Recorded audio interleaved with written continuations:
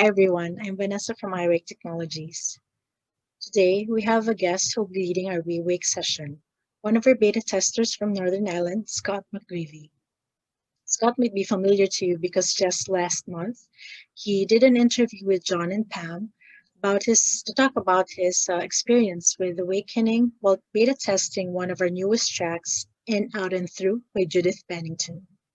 If you haven't yet watched that video, please do. It's in the description of this video. Anyway, here's Scott McGreevy.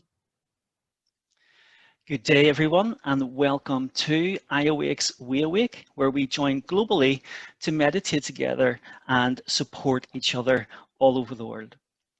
So, my name's Scott. I'm standing in for John, who is practicing being in the world, and shall we say he is refreshing himself to come back a better man. So, it won't be too long before John's back again and we can hand over to him. So, I've been a beta tester for iAwake, and I was given this lovely opportunity to present WeAwake to you guys, and it really is a humble and situation for me, and I'm quite full of gratitude to be in this position.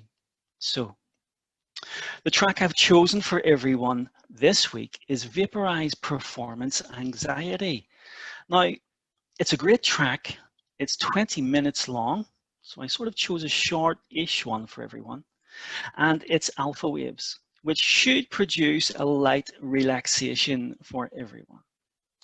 The track was created by Eric Thompson, who is responsible for quite a few of the tracks, and I can only admire the product that he produces. So, Vaporize Performance Anxiety. Why have I chosen this for everyone this week? Well, it's been triggered for me on a few levels. One, globally. Two, personally as well. In the last week, I've experienced so much anxiety, not personally for me, but in my town, my city, my country, where I live. People are experiencing a lot of anxiety around the current global pandemic. In the States, I think you guys will just, currently as this is being recorded, going through the whole election process. There will be joys, there will be sadness, there will be disappointments, there will be elation, all of the human experience. So this track really is just to bring everyone back to center again, to not get caught up in the dramas that we experience each and every day. Earlier this week, people are full of anxiety. They're not paying much attention to their lives. They're not paying much attention to themselves. In the UK, there's been a lockdown for the second time, and that's causing a lot of frustration and anxiety in people. So these situations, both locally, nationally, globally, sort of triggered me to think, well, how can we take the anxiety out of all of this? Your life is the ultimate divine performance. And hopefully this track will bring us all back to center. So I'll say a little bit after we listen to the track. So whenever you guys are ready, if you get your headphones on and press play, then we can all begin. Hi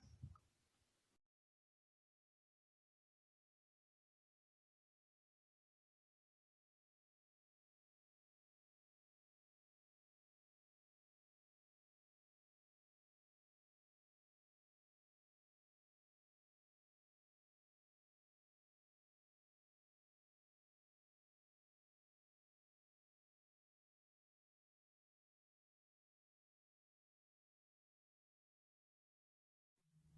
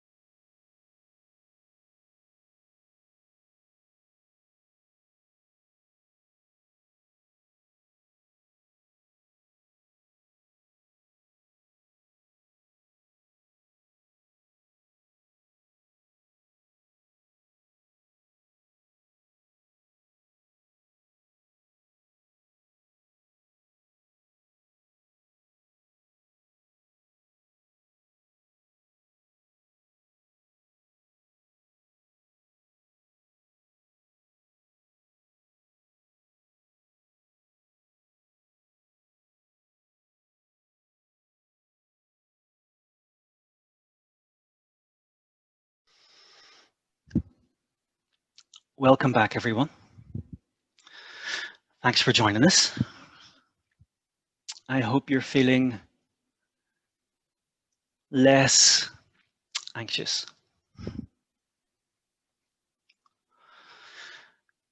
So something that came to me this week that sort of inspired this little chat that I'm going to share with you all. It's really the best way that I found to handle change. And your reaction to it. Whether the change is personal, maybe it's a friendship has changed, maybe your employment has changed, maybe it's a positive change, maybe there's a new baby in the family, who knows? But whether it's a personal change or a global change, or a change in your country or your circumstances, in whichever way you find yourself face to face with change, most people's response is to push the change away. They don't really want to deal with it. But sometimes life and the universe forces us to change. Whether we like it or not, sometimes we don't have a say in it.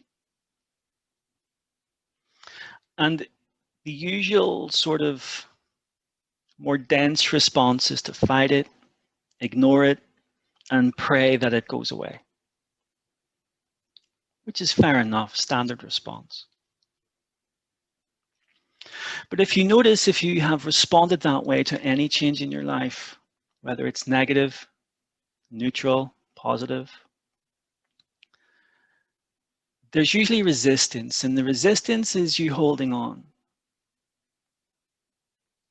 Usually through fear. And that usually causes tension in the body, pain. So as iAwakers and anyone else watching this, we want less of that and we want more of the good stuff. We want more happiness, we want more joy, we want more flow and more ease with life. Who doesn't? We all want that. When change comes, the best way that I've discovered after almost 15 years of practicing meditation and almost 4 years of practicing with WeAwake technology, there's only two responses required, really. One, remain open-minded. Something that looks dark to start with can end up actually outplaying very well. But you don't know that. Usually most people are afraid of the unknown. I don't know, therefore I panic, therefore I fear. But if we can stay open-minded and allow whatever possibility to happen, it's a much more fluid and flexible response. On the level of your heart, stay open-hearted, stay soft, stay welcoming. People will appreciate it, and they do appreciate it. When someone carries anxiety and they meet someone with an open heart and an open mind, just from simply being in your presence, you can alleviate that person's anxiety. Just from a kind smile, a gentle hello. And be incredibly generous with your time. Just give. Don't analyze too much. This is the best response that I have discovered over the last, goodness, so many years. And in my own personal life, I've had to accept changes. Some I liked, some I didn't. Some I had control of, others I had no control of whatsoever. Remain flexible, keep it simple. Try to support yourself where you can. Stay hydrated. Make sure you've got plenty of water going through your system. Eat well, get your nutrition right, and above all, practice a physical exercise. For I know for John and Pam that it's tennis. For me, it's kettlebells and yoga. For you, it's whatever it is for you. When you bring all of these into alignment, you're much stronger. You're in a much better position to deal with change and to cope with anxiety, no matter what life throws at you. So without going on too much, I promised I would keep it simple. Teachings and sharing doesn't always need to be complex or complicated. Sometimes we need a little bit of support psychologically. Sometimes if we can find good supportive material to read, to reassure yourself so that you don't get caught up in the pandemonium and the craziness of the world. Personally, you can go as a little resource and check out Rumi's The Guest House. It's really helpful. Perhaps you might go and explore Max Ehrmann's The Desiderata. Really helpful. Wonderful poems that are life supportive and give really simple instructions. By the time you finish reading these, you'll find your way with it, whatever you're experiencing. So anyway, enough from me. I'm tired of hearing my own voice. So what I would ask people to do is, because we all need support here and there, please feel free to sign up to the Profound Meditation Practitioners group on Facebook. There's a lot of people there, a lot of people using the technology, and a lot of people that are sharing their stories and sharing their experiences. To be fair, I check that about every second day, every third day. And what's always inspired me is that no matter what question is asked or who asks it, there's always a response and there's always an answer. So please sign up for that and make use of it if you need the support, and even if you don't. So with saying that, I'd like to thank the whole team for setting everything up. I'd like to thank you for joining us, and I'll leave you with a short blessing.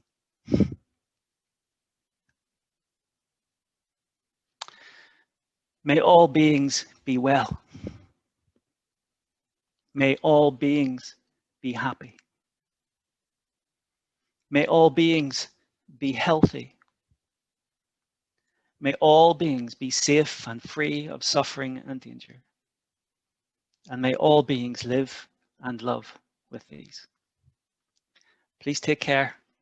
Till next time, I love you.